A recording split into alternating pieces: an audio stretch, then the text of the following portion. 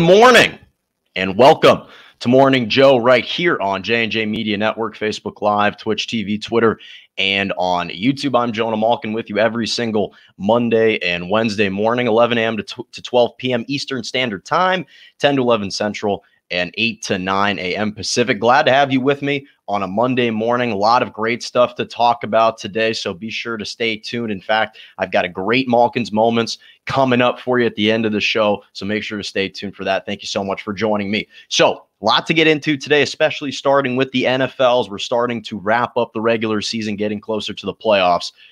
But let's start with the marquee game yesterday.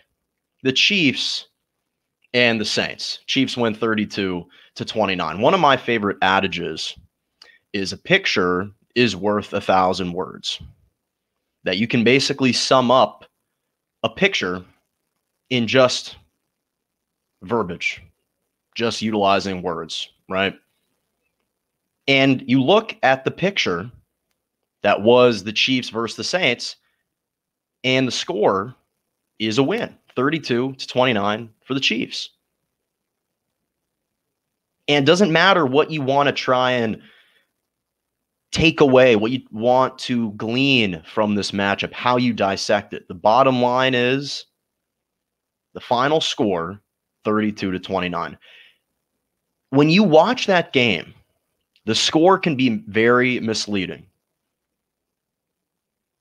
The score just blurs what actually transpired. It was just a facade. The picture doesn't paint the entire story. Because if you actually read the story or you watched the game, you would see that the Chiefs were clearly the more dominant team throughout. And right now they're just flexing on the entire NFL and the entire NFC. Because you look at every single statistical category in this game, and the Chiefs dominated. If it were not for one fumble committed by Patrick Mahomes to start the fourth quarter when they're up 29-15, that basically set up the Saints for an easy touchdown. That was the only reason why this game was even close. If not for that fumble by Mahomes, this game would be a blowout. You look at every single statistical category. First downs, the edge goes to the Chiefs, 34-15. Third down efficiency, 9 of 18, 50% for Kansas City, 1 for 11 for New Orleans. Total plays, edge goes to the Chiefs. Total yards, edge goes to the Chiefs. First downs, passing yards, rushing yards, fewer penalties, time of possession. The Chiefs held the ball for 23 more minutes than the Saints. 23 more minutes than the Saints. This game was not close at all.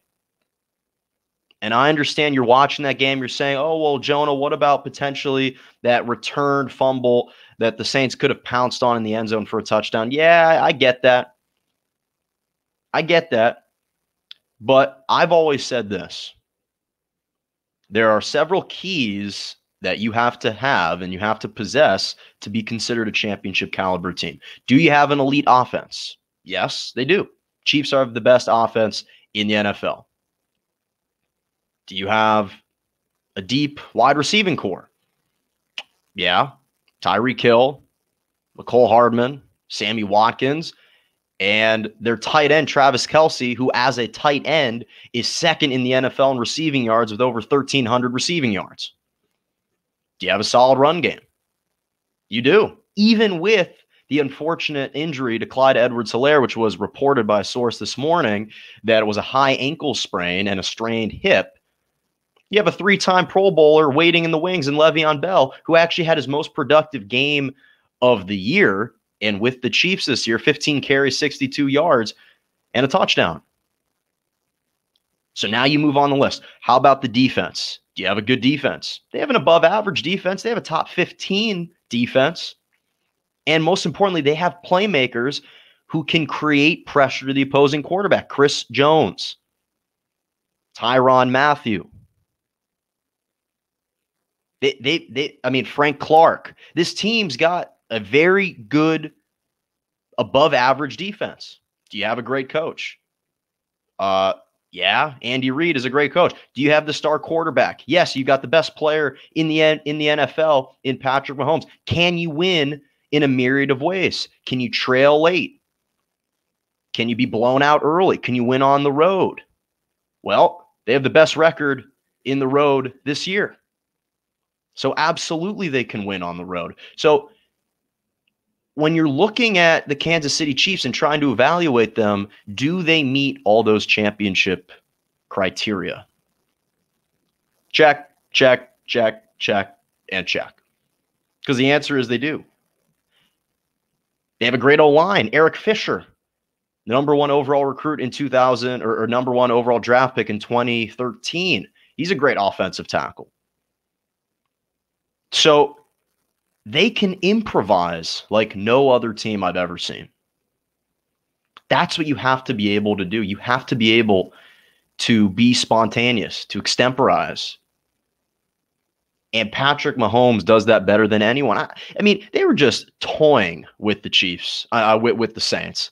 That touchdown pass, that toe drag touchdown pass to McCole Hardman from 5 yards out. Patrick Mahomes, he's backpedaling, falling off his back foot, just flicks one softly into a shoebox into the corner of the end zone, just gift wrapped that Christmas gift to McCole Hardman where only his guy could get it. I mean, the next gen stats, I think, projected that had a less than 8% chance of going there and actually being caught. It was placed perfectly. Beautiful touch. No one else can throw that right now. I'm not going to go as far as to say that no one in the history of quarterbacks could have ever thrown that ball, but right now, special, different. This team is built different. And at the end of the day, they possess the most invaluable trait necessary for a team to be able to repeat. They win games. They find a way to win the games. Herm Edwards, you play to win the game.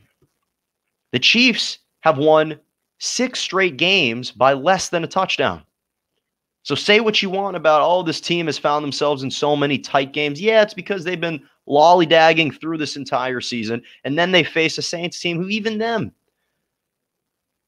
just got them to yawn.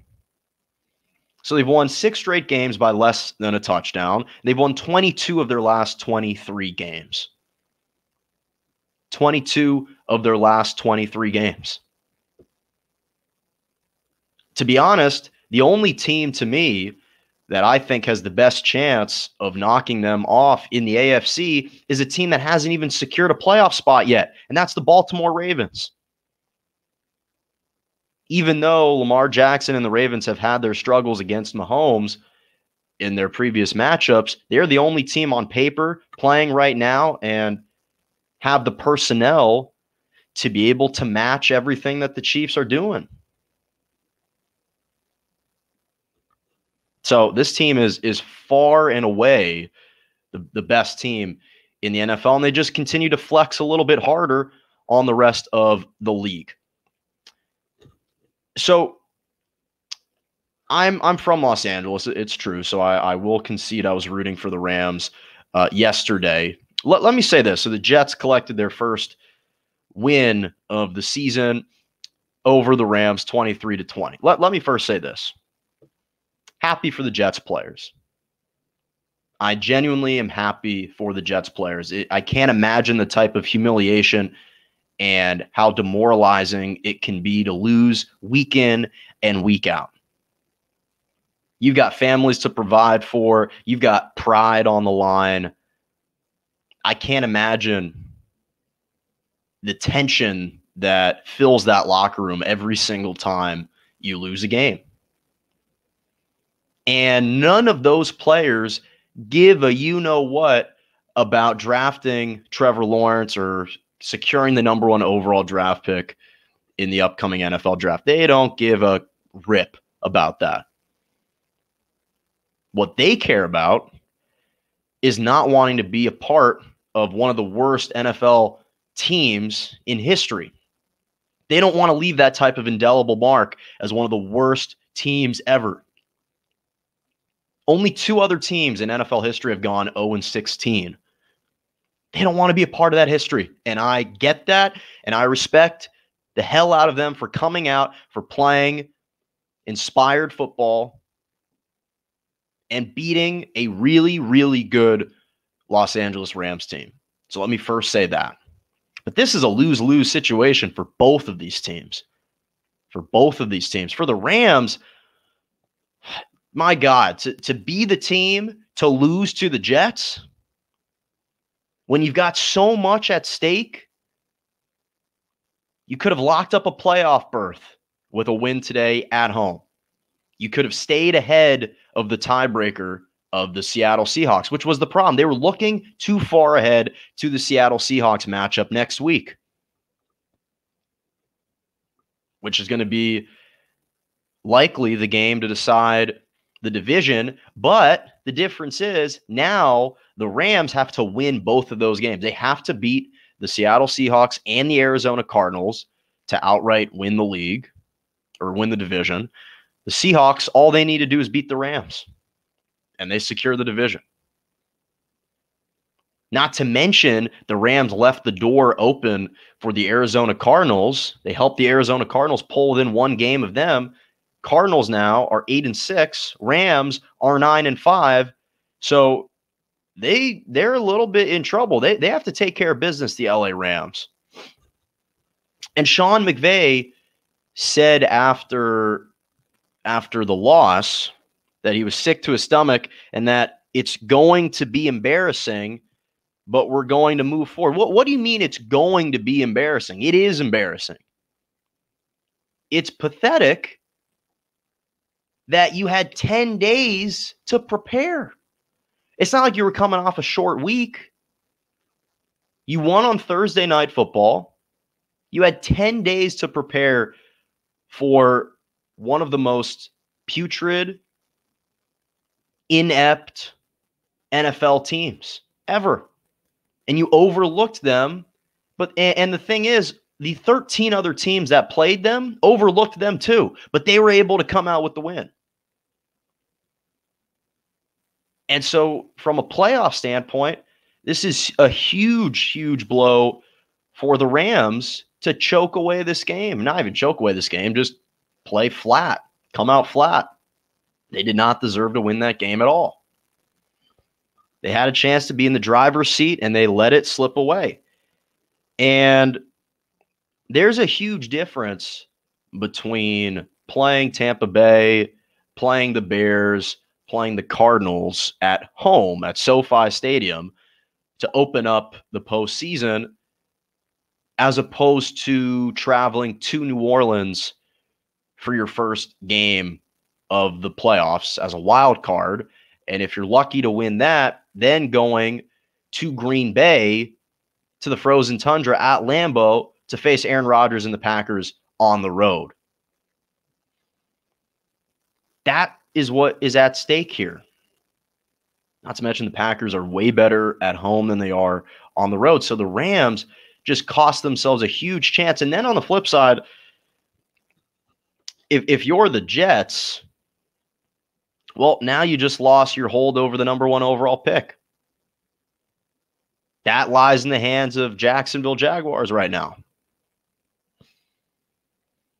I know that the ownership for the Jets was tossing and turning in their bed last night. They were not wanting to win that game.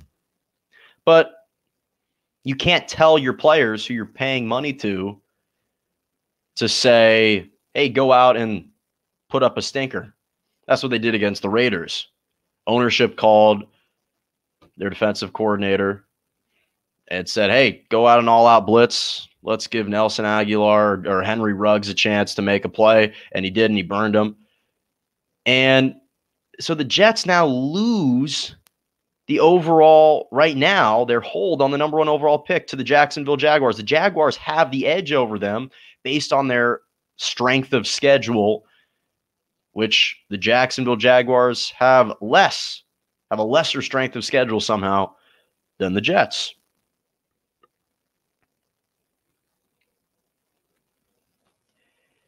And I'm not saying that Justin Fields isn't a good consolation prize. I think I'm quite fond and think highly of Justin Fields. He's a tremendous, tremendous prospect. But he's not the prospect that Trevor Lawrence is. He's not a once-in-a-generation type of prospect like an Andrew Luck, like a John Elway. This guy's 6'6". He's got a cannon of an arm. He can run the football. You saw that once again on display against Notre Dame. And since the Jets were 0-8, this is the difference, right? Since the Jets were 0-8, the narrative shifted because the pressure swung away from them on the pendulum, swung all the way over to their opponents, because now the narrative shifted from, okay, when will the Jets win their first game, to who will be the first team to lose to the Jets. It was week 9 when they were 0-8. That's when the narrative shifted. And all the pressure was off the Jets. They knew that most of them were canned. Most of the head coaches knew, all the coaching staff, they knew that they were canned at some point. It was just a matter of when. Sam Darnold knows he's probably going to be traded. Everyone knows all the pressure's off them. That monkey, that proverbial monkey, is off their back. So all the pressure and the narrative now swings over to your opponents who are saying, are we really going to be the first team to lose to the Jets? Do we want to have that lasting taste in our mouth at the end of the year when a playoff spot's on the line? Do we want to be the ones to lose to this team? The Jets just abdicated all of their responsibility to their opponents. And I can only imagine how infuriating it is for Jets fans. This just adds more fuel to the fire about hating Adam Gase. I can't imagine how infuriating it is to be rooting for your team to lose, and when you need your team to lose, they actually come out with a win. Now they despise Adam Gase even more for winning. So, hooray to the Jets for collecting that win. But this is a lose-lose situation for both of these teams. For both of these teams. It is not a win-win situation for either one. And congrats to the Jets for collecting their first win of the season. More importantly, congrats to the players. Because again, pride is at stake here. Pride is on the line. So, watching Morning Joe right here on J&J Media Network, Facebook Live, Twitch TV, Twitter, and on YouTube.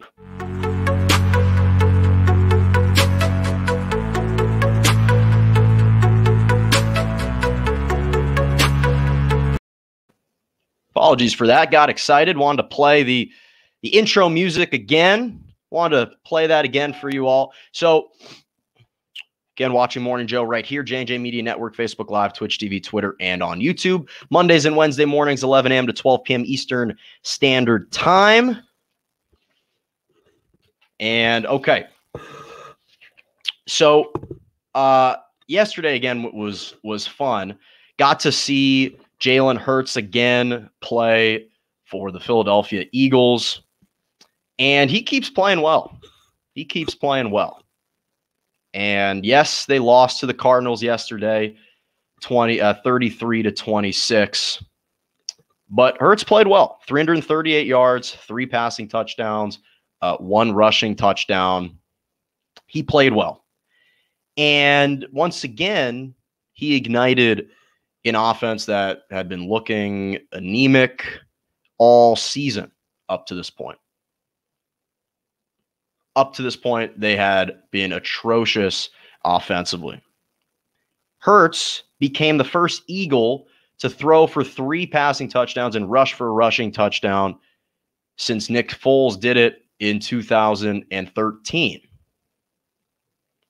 Not to mention, he became the first quarterback in NFL history to throw for 500 yards and rush for 150 yards in his first 2 career NFL starts, which is impressive, which is extremely impressive. And then, of course, we see reports surface that Carson Wentz is unhappy, that he is upset and frustrated over the direction that the organization is going. And he's not happy being benched behind Jalen Hurts. So, not to mention, he also threatens to trade or to seek a trade and to play elsewhere if this continues into next season. So I hate sour grapes just as much as the next person. I really do. I hate individuals that are just complaining, whining, and pouting all the time. This is like you're heading off to, you're a senior quarterback, 3-year starter. You're heading off to high school practice, and you're going to summer conditioning in preparation of the fall season. And you're exuding confidence, all this optimism. You're overflowing with all this positivity. You're dapping up teammates. Everyone loves you. You're inspiring. You're motivating. You're leading the stretches. You're leading the warm-ups. And you're really jazzed about the upcoming season. And then once you start practice, the practices show that you've been playing really underwhelmingly. And this new freshman walk-on is outplaying you. And the coach has no choice but to start the kid. He starts the kid, he plays well, and he starts winning some games for your ball club. And then you have the nerve to get irritated and pouty on the sideline. And now you're lacking that interest. You're lacking that enthusiasm. You're dismissing what it is that walk-on is doing. This is what Carson Wentz is doing. He's not supporting Jalen Hurts right now. He's acting like a petulant, irritating, frustrated, whiny and complaining child who's benched on the sideline. The reason you're benched is because you've been playing terribly. It's not Jalen Hurts' fault that you were 3-8-1 as the starter this year. It's not Jalen Hurts' fault that you were only completing 57% of your passes this year. It's not Jalen Hurts' fault that you couldn't inspire the locker room anymore. It's not Jalen Hurts' fault that you threw 16 touchdowns to 15 interceptions. That's not Jalen Hurts' fault. Jalen Hurts' job is to come in and clean the mess up after you. The reason you're benched is because you are playing terribly. Now, I get it. I understand he's upset. I understand he's frustrated. This is a guy that was a former MVP runner-up back in 2017, probably would have won it if he didn't get injured. Feels this sense of entitlement, secured the bag, signed that huge contract to remain the face of the franchise, at least temporarily, in Philadelphia. But I said this before, and I'll say this again. When he got benched against the Packers in the second half, and Doug Peterson inserted Jalen Hurts into the lineup, subsequently followed that up the following week by starting Hurts against the Saints, that was an official changing of the guard. That was a changing of the guard. And from that moment on, Wentz's confidence has been shot. The support and belief he has from the coaching staff has dissipated. And to be honest, the support that he has from the ownership group is fading, if not already evaporated completely. And he needs to get out of there and play somewhere else. I still believe Carson Wentz can be a starting quarterback in the NFL. I think there are a number of teams that could use his services. I think the Colts could be an option. I think the Broncos could be an option. I think the Bears could be an option for him, maybe even the 49ers. There are teams that I could see him playing for next year that would be willing to trade for him. But stop just pouting on the sideline. I understand you're frustrated, but support Jalen Hurts. All he did when you were playing all year was come in, practice, go to work, and cheer for you on the sideline and root for you like you should. Like you should be doing. So crazy again that we're already week 14, just 2 weeks away from wrapping up the regular season in the NFL. Want to take a quick look at some of the updated playoff scenarios right now. And actually the Bears all of a sudden have re-entered the playoff discussion after having knocked off the Minnesota Vikings yesterday, 33-27. So now the Vikings are ostensibly eliminated. Not official, but and the Bears, well, now they're 7-7. They're trailing the Arizona Cardinals, who are 8-6, who hold the final playoff spot. They're only one game behind the Cardinals. And how ironic would it be if Mitchell Trubisky is the quarterback to steer the Bears ship back into the postseason this year? We all know he's not the face of the future for this franchise. We already know that. But how humorous would that be if Mitch Trubisky took over for an injured Nick Foles and helped guide the Bears to the postseason? Right now, they're just one game behind. They're just one game behind, and they face at the Panthers and versus the Packers to close.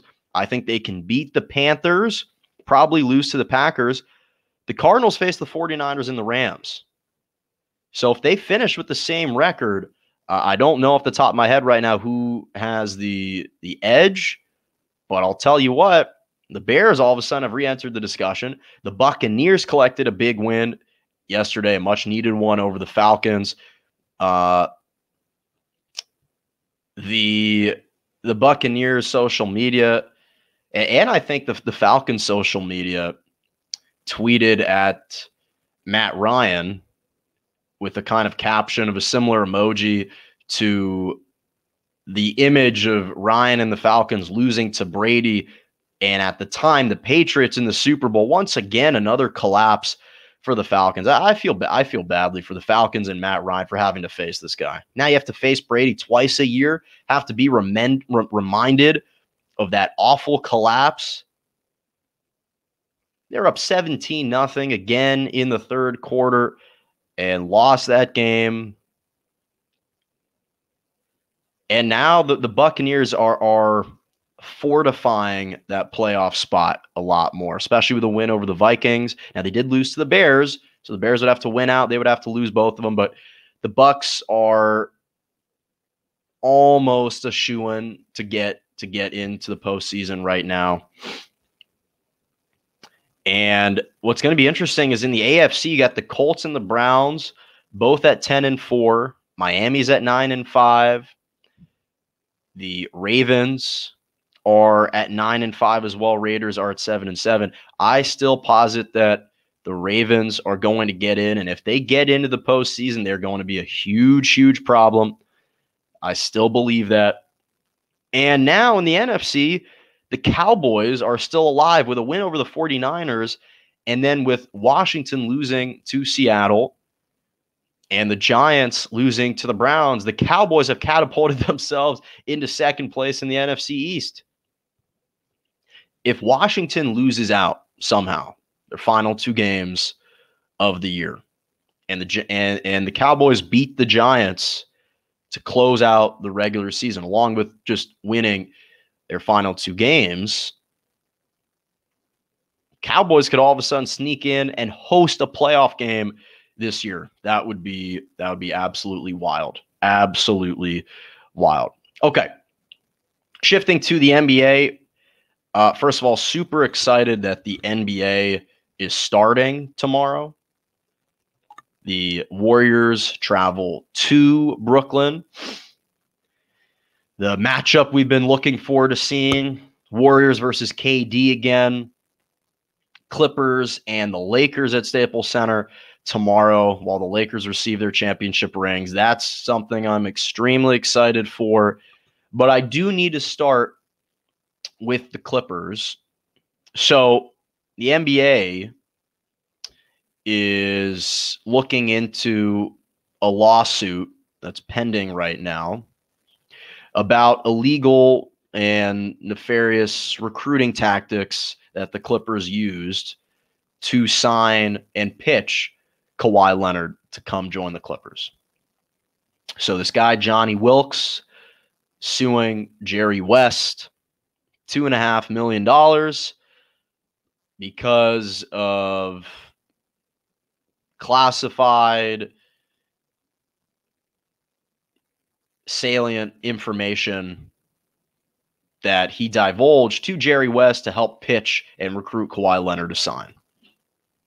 So out of all the athletes that I've ever seen in different sports, there's no other athlete than NBA stars that carry as much clout as NBA stars. You can look at the NFL, look at MLB. NBA players wield the most power over any other athlete I've ever seen. They're entertainers, right? They're in the entertainment industry. And just like big time actors and actresses, they get perks. They get perks. You even just saw in the entertainment industry with Tom Cruise lighting up his production staff, going off on a tirade about the lack of maintaining COVID measures at the movie set to continue the production of Mission Impossible. He goes off on his production staff. He can do that because he's Tom Cruise. What we're seeing is that in the NBA, the high-profile star players can exert so much power and influence over their teams. What happened was when Kawhi Leonard won the title in Toronto 2 years ago, basically, he was anointed and adjudicated as the new king in the NBA. So all this influence, all this power shifted to him. He was the sought-after piece. He was the sought-after free agent. So every single team that he was interested in signing with, or the teams that were interested in signing him, were willing to relinquish control and acquiesce to any of his demands. And we saw last year, as it was detailed in several reports, the types of influence that he had over the Clippers, right? Forced them not only to mortgage their entire future to trade for Paul George, because otherwise he was threatening to sign with the Lakers, right? The Clippers had to trade Shai Gilgeous-Alexander, Danilo Gallinari, 5 future first-round picks, 2 swap picks, 2 pick swaps to trade for Paul George. He got to bring along his personal trainer, personal security guards, got to decide when practices would start. He got his own private room for his pregame warm-up routines. He got to take a whole locker room to himself. He got to live in San Diego. He got to commute from San Diego through his helicopter to the practice facility. He was oftentimes late to the planes.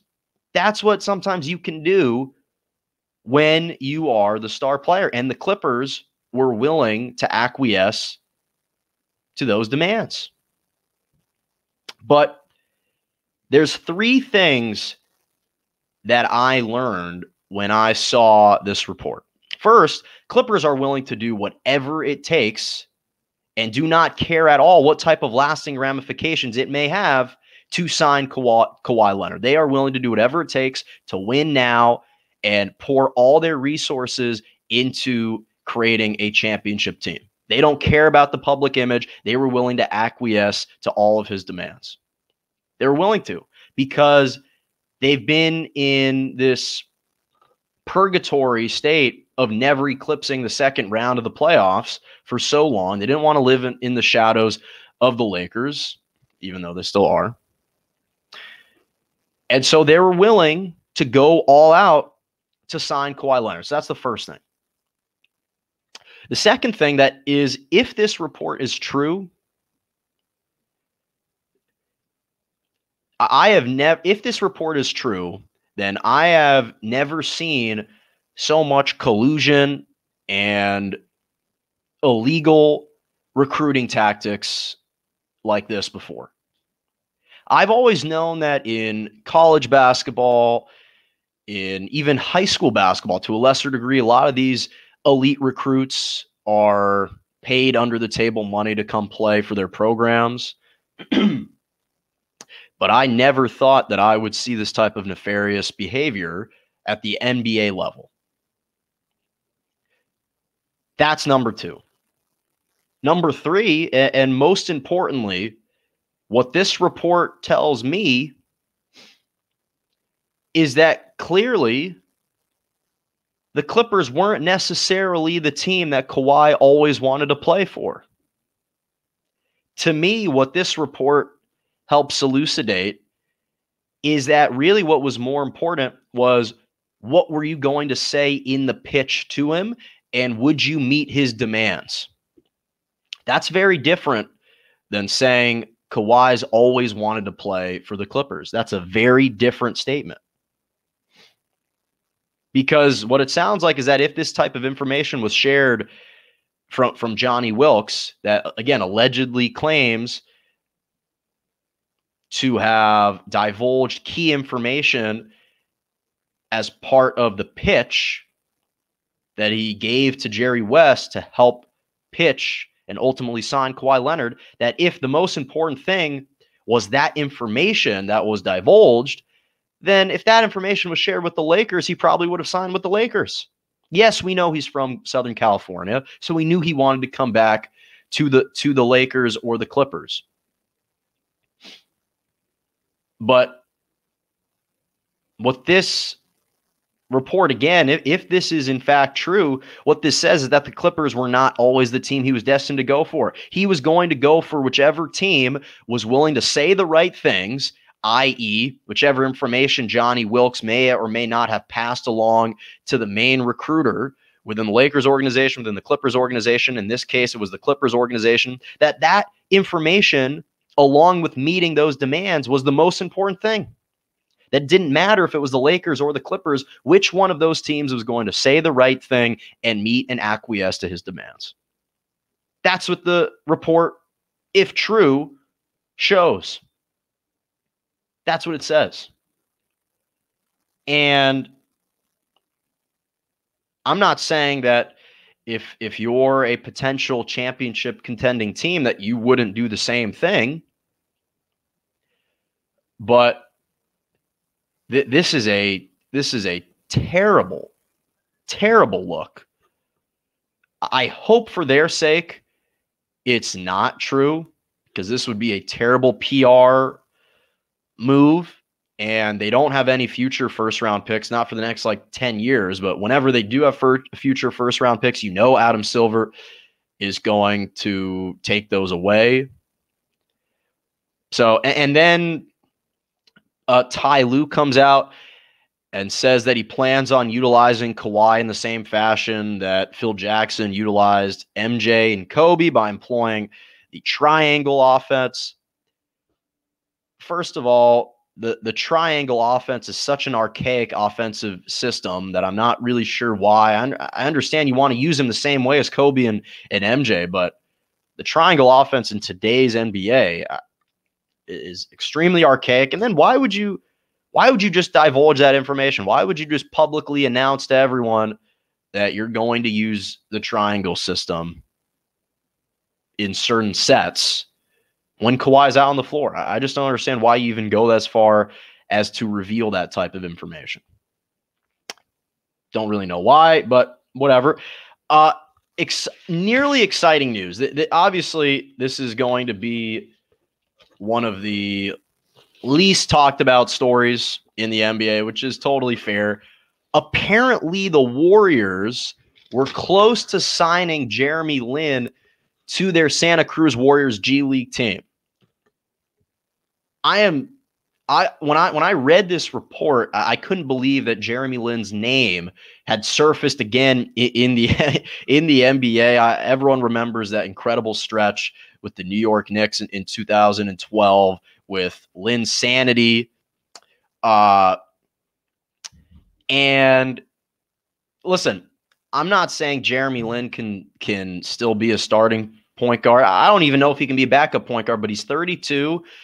And apparently what happened is the Chinese Basketball Association didn't clear him because he couldn't fill out his paperwork in time. He had to have gone and completed all of his paperwork by 11 p.m. Eastern time, which I get it. If you're in China, the time zones in China and here don't align necessarily. So I can understand if there's some missteps along the way, but imagine how great that would be if Jeremy Lin was back in the NBA. People think this guy couldn't play. He still averaged over 11 points per game, 4.3 assists in 480 NBA games. This is a large sample size. And he made some good money from the NBA, former Harvard guard, right? That would have been really exciting to see. And again, as I said before, super excited that the NBA starting again tomorrow. Warriors at the Nets, Clippers at the Lakers. Clippers going to have to watch the Lakers with their ring ceremony. That will be absolutely sweet. Okay, final topic of the day. Malkin's Moments, always my favorite segment of the day. Pick my favorite moment. On Monday's show, I normally pick my favorite moment from the past weekend. So a lot of all the college football championship games were played this weekend. And in the Big Ten championship game, you had Ohio State and Northwestern. Ohio State, of course, was just announced yesterday to have made the college football playoff in the number 3 slot. So they'll face off Clemson in a great rematch from last season. And so they knock off Northwestern 22-10.